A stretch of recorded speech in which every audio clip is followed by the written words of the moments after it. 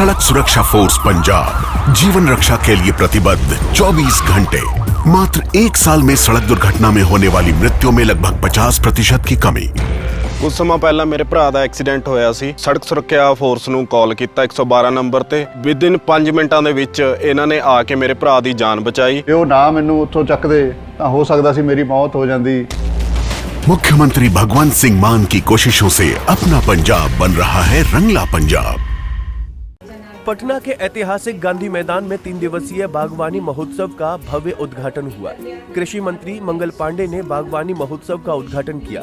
इस बागवानी महोत्सव में 14,000 से अधिक बागवानी उत्पादों का प्रदर्शन किया जा रहा है। इस महोत्सव में फल, फूल, सब्जी, मधु, मखाना, मशरूम और बागवानी उपकरणों के 60 से अधिक स्टॉल लगाए गए हैं। साथ ही छत पर बागवानी, मधुमक्खी पालन और मशरूम उत्पादन जैसी तकनीकों का प्रदर्शन किया जा रहा है।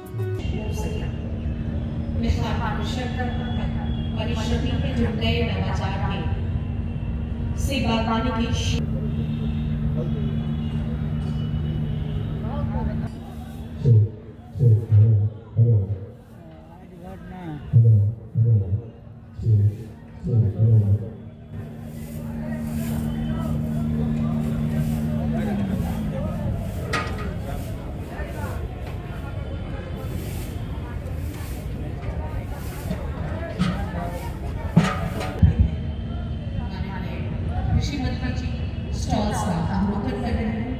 साथ ही साथ सचिव कृषि विभाग आदरणीय श्री संजय कुमार बराल सर भी हैं। बागवानी महोत्सव में कलात्मक पुष्प सज्जा, चित्रकला और क्विज प्रतियोगिता का भी आयोजन किया गया है। वहीं कृषि मंत्रालय ने महोत्सव में प्रगतिशील कृषकों को सम्मानित करने की पहल भी की है। साथ ही तकनीकी सत्र में कृषि विशेषज्ञ भी चर्चा कर रहे हैं। इसके अलावा आम लोगों के लिए फूड जोन में अलग अलग तरह के व्यंजनों का आनंद लेने का भी इंतजाम किया गया है। वहीं कृषि मंत्री मंगल पांडे ने किसानों की आय बढ़ाने के लिए मसाले की खेती और नए तरीके से शहद उत्पादन पर जोर दिया। उन्होंने विभाग के अधिकारियों को इस पर काम करने का निर्देश दिया। कृषि मंत्री मंगल पांडे ने अधिकारियों को बिहार में नकदी फसल की संभावना तलाशने का निर्देश दिया है। पांडे ने बिहार में शहद उत्पादन को बढ़ावा देने के लिए नई प्रोत्साहन नीति लाने का ऐलान किया। पांडे ने कहा कि राज्य में प्रति व्यक्ति आय में हुए इजाफे का श्रेय किसानों की बढ़ी आमदनी को भी जाता है। वैसे देखा जाए तो बिहार में कुल 13,50,000 हेक्टेयर में बागवानी की फसलों की खेती की जाती है। इससे करीब 286 लाख मीट्रिक टन से ज्यादा फल, फूल, सब्जी आदि बागवानी उत्पाद का उत्पादन होता है। वहीं पांडे ने बताया कि सरकार का लक्ष्य 15 लाख हेक्टेयर क्षेत्र में बागवानी करना है।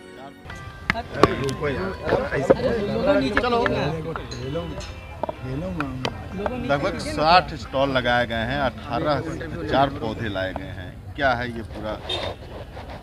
अभी पूरे बिहार में लगभग 13.5 लाख हेक्टेयर जमीन पे बागवानी होती है। कृषि विभाग उद्यान निदेशालय का ये लक्ष्य होगा कि आगे आने वाले वर्ष में हम इस 13.5 लाख हेक्टेयर को बढ़ा के 17-18 लाख हेक्टेयर तक फल फूल लगाने, सब्जी लगाने का काम हम सब करें, ताकि ये जो बागवानी का काम है ये बिहार में बढ़े। और बागवानी एक ऐसा काम है जिससे आर्थिक समृद्धि किसानों की बहुत लाई जा सकती है। तो आप देखते होंगे आज के समय में चाहे वह फल हो या फूल हो, फल फूल के बाजार बहुत बढ़े हैं और उसके जो उत्पादन होते हैं तो उसके पैसे भी बहुत अच्छे किसानों को मिलते हैं। और साथ ही जो सब्जियां हैं, उन सब्जियों के कारण भी किसानों को बहुत समृद्धि मिली है।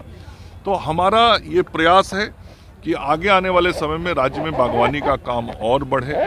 जो मसालों को हम खाते हैं, जिन मसालों का उत्पादन बिहार में नहीं होता है या कम होता है, वैसे मसालों को हम और यहाँ कैसे उत्पादित कर सकते हैं, उस दिशा में भी हमको सोचना चाहिए। और आज इस कार्यक्रम के माध्यम से मैं बिहार के किसानों को बताना चाहता हूँ कि बिहार के अंदर हम सब लोग एक नई पॉलिसी लाने जा रहे हैं शहद उत्पादन का। तो नई नीति शहद उत्पादन और उसके विपणन की, इस नीति को हम सब लोग बनाएंगे और उसमें किसानों को किस प्रकार से बिहार की सरकार, कृषि विभाग बिहार की अर्थव्यवस्था में बागवानी खासकर फल, फूल, सब्जी, मसाला आदि की अहम भूमिका रही है। साल 2005 में बिहार में प्रति व्यक्ति आय 7,500 रुपए के करीब थी।